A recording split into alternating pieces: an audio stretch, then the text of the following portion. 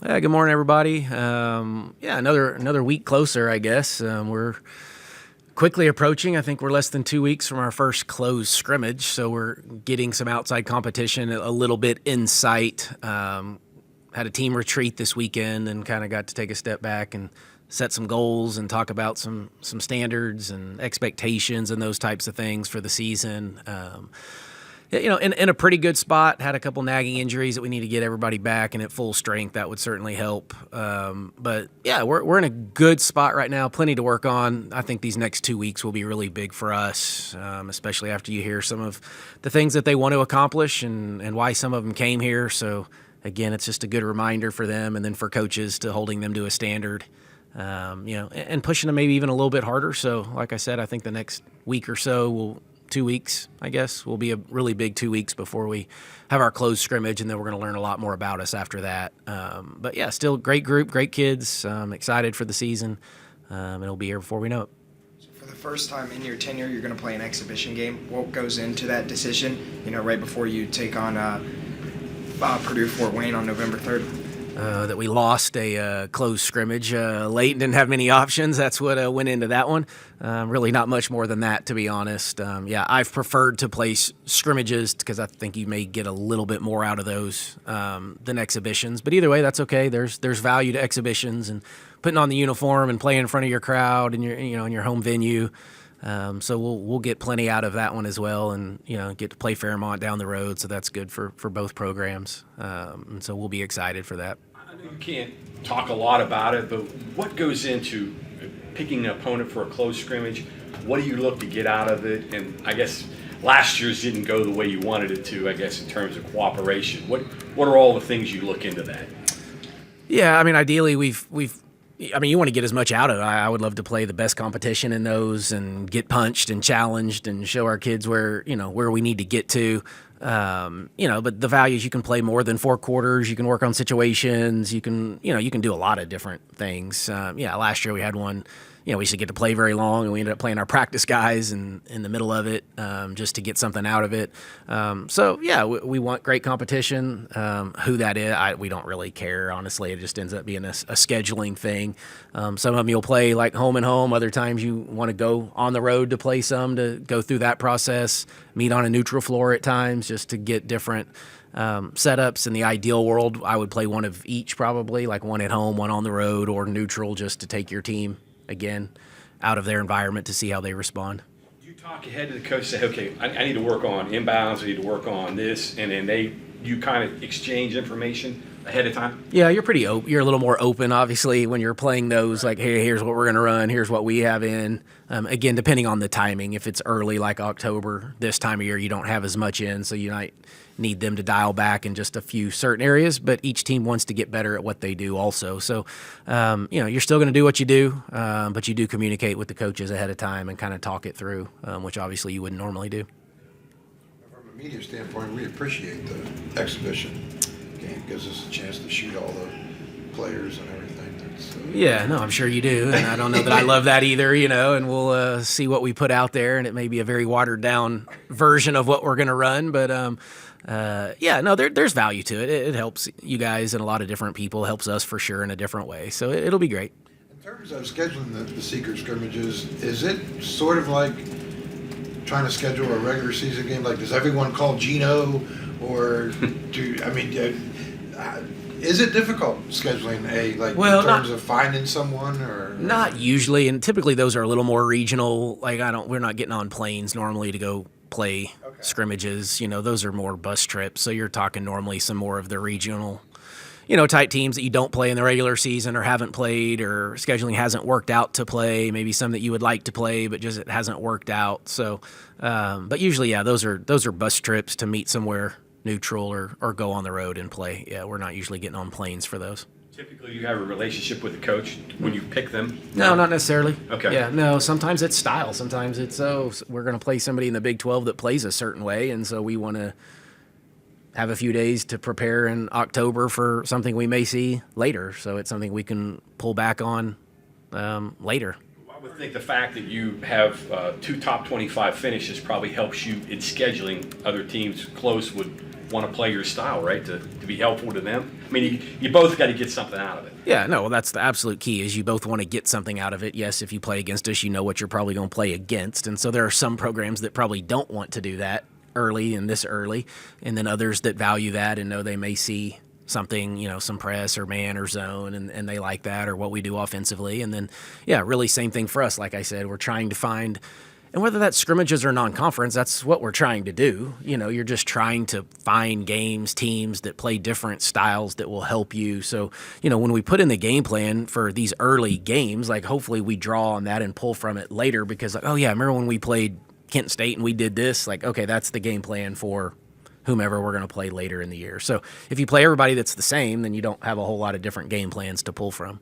Are you to the point in the preseason now where you start adjusting, tweaking something you might do that they're like, hey, this isn't working great, that may not be us, or we want to try this because it looks like we might be better at something else? Yeah, no, we just met for about an hour and had a lot of those conversations on, it's still probably too early to make any major adjustments, but yes, I think in the back of my mind and what I'm asking my staff to continue to think about is what if this doesn't work how we've, either done it in the past or what the expectation was. We need to have a backup plan. So I think we have a lot of contingency plans right now. I told the team, up to date, it's been fairly equal from playing time and minutes, and they probably would have no idea who I'm planning on starting at this point because we just keep mixing the teams, but that's about to change, and we don't have time now to continue to do it that way. Like the ones that are going to get more minutes and be in the rotation are probably going to get more reps. They need to get more reps together in practice. And so that's going to change. But what that looks like will dictate some of the things that you just asked as well. So how much do we need to change will be based on what it looks like once we get the full group, more minutes.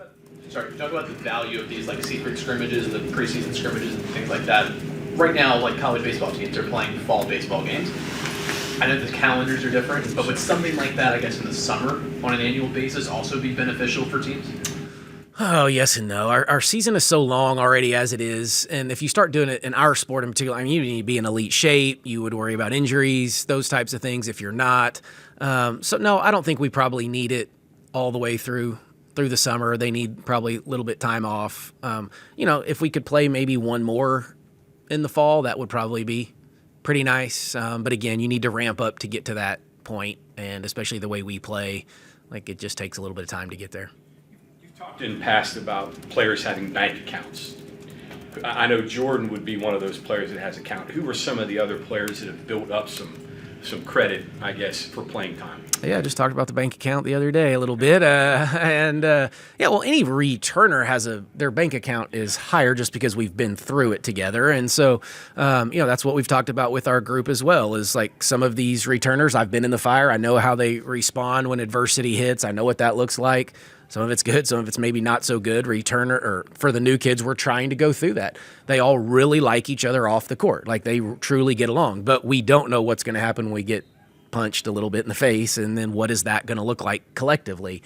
And so we're working through that. So everybody's bank account, it grows every day, every time you're on time, every time you do the right thing, you get to your treatments, you're making good grades, you're busting your butt in practice, your bank account grows. And then if you're not doing those things, then your bank account, obviously we're taking some withdrawals out of that thing. So it's a fluctuating system.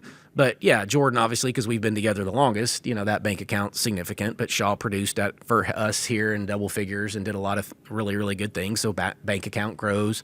Jordan Thomas' bank account has grown from where she was a year ago, of course. But plenty to do for all of them and plenty of standards to hold these guys to. So we'll keep trying to grow it. What about these portal kids? Does their bank account from other places factor in? Do you look at what they did in the Big 12 or whatever conference they were playing in? Does that factor? Yes. They wouldn't come in with zero, maybe, like a certain freshman or somebody like that's really low. So, yeah, if you've produced at this level, or even collegiately at any level, then your bank account has grown a little bit. But I still need to see it, and so it can't be as high as others, but they could probably make it up pretty quick, I guess. Coach, first few years, obviously, you guys get to the NCAAs, get to the second round both times. You have a Mount Rushmore type player graduate. So going into year 3, what kind of statement would it make if there's no drop-off? Hannah's? Or I don't know. I don't know if that there really would. I mean, I think we're trying to be a sustained success type of program. Players come and go all the time out of programs. Over my 21 years, I've always lost best players, leading scorers, leading rebounders, and you find ways to, replace them. Obviously won't be easy, and we had a really good group a year ago, and obviously a really, really good talent and special talent in JJ. So we're just going to do it differently. The big picture will look the same, but obviously inside it's going to look a little different, and we'll have to be a little more creative. And, where I think it changes a little bit is when you got to the fourth quarter, we knew we had a dynamic scorer who could go get baskets when you needed them, and JJ could kind of single-handedly at times kind of get you over that hump, and that obviously we don't have that, and we've had that luxury here the last couple of years, and at this level that's a great luxury to have. And so that's going to change, and we're going to continue to work on that and figure out who that is for this season. Have you talked to JJ after her surgery this past weekend? We did, yeah. We've checked in with JJ and the family, and I think surgery was a success, and she's recovering and managing the pain, and I think they expect a full recovery, and she should be fine here sooner rather than later. Change, a little bit of the change in the way your offense may look with a little bit more post play. Are you figuring out what that looks like? Because that's not just dumping the ball inside to somebody on the blocks. Do you have people that you think are good there? Do you have people that you think that are good, like horns, high sets, or things like that? Starting to find that out. Yeah, I think we're working through that. There's just going to be more versatility to how we score in those positions. So it may not just be, we're not just going to throw it and have back to basket and just dominate with big old 6'5" size or 6'6" size. It's not going to be that, but we can operate from 15 feet. We can operate out to the three, depending on who it is. Some can put it on the floor. Some can operate with their back to the basket. So there's just some, versatility, I guess, to that group that we just maybe didn't quite have as much in the past. So yeah, still a work in progress, but we're working on it every day. You're now a couple years into payroll management. Where are you at with that? What are you learning from that? And has your thoughts changed from when it started to where you're at right now? Yeah, I think those thoughts change daily, weekly, as we get new information and learn new things. This has been a new world of recruiting with payroll, GM, whatever terms, that we want to use. And so, yeah, just trying to navigate this from still being relational and not just the straight transformational and, transactional and all the terms that we're using, now is just, what is it? And what do we have and where do we fall in line with this? And, we have one committed kid in the 26 class. And so we're still trying to work with that, but then you got to save for the portal a little bit because I think staying old is still significant. So yeah, it's a daily conversation. Well, how much of that is occupying your block of time now? I mean, obviously what's on the court is the most important thing, but that's got to be drawing from your time doing that, right? Yeah. Oh, yeah. No, we talk about that more than we ever had because there's just all these added layers to recruiting that we just didn't have, in the past. So, I don't know what my time day-to-day additional is. It's a lot. Now, we're getting into a little bit more of the basketball now, but for months, like my September was very much about, visits and recruiting and portal, or not portals, but NIL and those types of things, so it ebbs and flows a little bit. As we get into October and into the season, it will go a little bit down. And then, of course, you can imagine portal time, it'll dominate it 90% of the time once we get to that. So, yeah, ebbs and flows. But as we all know, recruiting never stops. So that's not something that you just turn on and you turn off. But, it increases at times and decreases at others. Is there any kind of role yet for Maddie, or is she still very much a freshman working her way through things? Yeah, both. Yeah, no, she's a freshman, and she has those moments, which she's going to have, and that's not a knock on Maddie. That's an expectation for most freshmen, and she has good moments too, though, and so I've used the peaks and valleys, and then at some point you want it to flatline and then just kind of stay up there. And so, yeah, she's making progress, taking steps. She's on an island because we only have one a little bit, so that, she's having to kind of go through it on her own, and, she's hard on herself, but that can be a good thing as well, and she wants to perform and play well. So still excited for her. She's doing a really, really good job, and getting lots of reps right now because we've got a couple kids that haven't practiced, so she's getting a ton of reps and a ton of opportunity. Any similarities with her situation with Jordan Thomas last year? Because different positions, obviously, but. Yeah, I mean, Big different freshman. positions, different players, Yeah. but same. Yeah, like there's going to be some opportunity in front of them. Can they take advantage of it? You know, like Jordan did. Does Maddie do that? But yeah, she legit is getting a ton of reps right now, which is a great thing for her to get to work through it as early as she has in her career. You said a couple weeks ago it was going to be kind of an adjustment with only 11 to work with. It sounds like maybe you've had a little less than that for some. So how challenging has that been, and what are some of the ways you kind of tried to work around that over this last year? Not, I mean, because we have the male practice team, it's not quite as challenging, you know. But yeah, if you get under 10, now you can't play 5-on-5 against each other, so you do have to play against, you know, the male practice team. But that's okay. We have a great group of guys that practice against us, and we scrimmaged against them the other day. You know, so yeah, like no, it's not that much of an adjustment, to be honest. You know, but I would like to get all 11 on the floor to give me a few more options.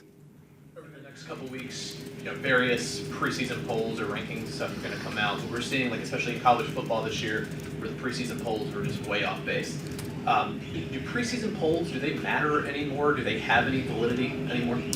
Well, yeah, I mean, I don't know if they ever matter or have validity. Every coach is going to use it to, you know, in whatever way we want. We'll twist it.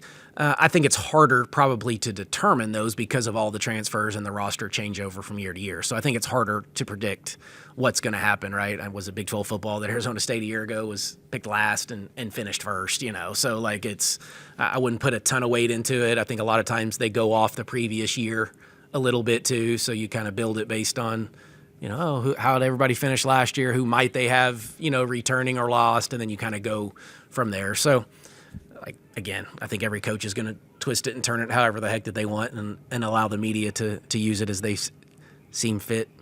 You mentioned use the term nagging. Any concern those can stretch to the season, or you think it's just a matter of rust and getting Yeah, no, we don't have any expectation that they will linger into the season, and they should be kind of day-to-day type, maybe a week, but not any longer than that. One more on the secret scrimmage. Is the goal to get power conference teams? Is that what you want to try to do? Yeah, usually. I mean, at least one for sure. I mean, if you can get two, that's great, but one for sure works. And then if you can get one quality mid-major, then you're in a good spot. Is there anything you can report on potential roster ads? No, not at this time. Jordan Thomas, year 2, expectations, role increase, her game improvement. What do you see? Yeah, needs to, has to, better. You know, I told her and say this all the time. The summer after you play significant minutes is the biggest summer that you have. So, yeah, she looks better, moves a little bit better. I think is in a good mindset right now. Role does need to expand. She's been through it. She understands it now. So yeah, excited to see the year that she has. She, I mean, is definitely going to be our best back-to-basket paint dominant player. So excited to kind of see her operate in there. Any more comfort on Kaya's replacement, or is that still a question? Yes, I mean that's still a work in progress. I mean, lots of people. We may have one that has a stranglehold on it, but not completely ready to go there yet. So still waiting on some others, you know, and we can do it different ways. We have a lot of options there. That's the good news. It's just which way do we want to go? Do we want to go a little more post-like and, you know, better rebounder, bigger body, maybe not quite as explosive, of course, as Kaya, which nobody is, you know, or do we want more Kaya-like, which was basically a guard playing that spot, and we have a couple options if we want to go that way. So game to game, I don't know, may dictate that. Maybe over the next couple weeks, somebody may completely put the stranglehold on it and just own it. But that's what we're looking for. That's what I'm looking for over the next few weeks is who's gonna take some of this and who's ready to compete at the level that we think it takes. And I don't think we're quite there yet. And so that's why I say I think this week and next week, like we got some steps that we would like to see some of these kids take to just kind of own these positions. So 2 or 3 players for one? Yeah, I mean, for one starting spot. But, yeah, we can, again, 2 or 3 could potentially man that position just depending on foul trouble or how we want to play. One more on Jordan Thomas.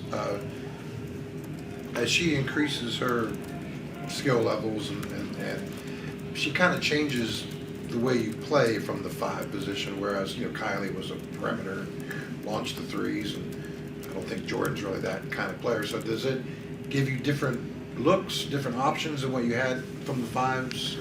Yeah, I mean, it the does, first but few years? we would play when Jordan came in the game a year ago. We might change the way we played just a little bit because of that. So, we really don't try to change the way we play based on the skill set of our players. Like, I don't change the offense. We now change tweaks within it, but we don't just completely go away from something because a year ago it was Kylie or JT comes in. But, if you're setting a ball screen, Kylie wanted to pick and pop.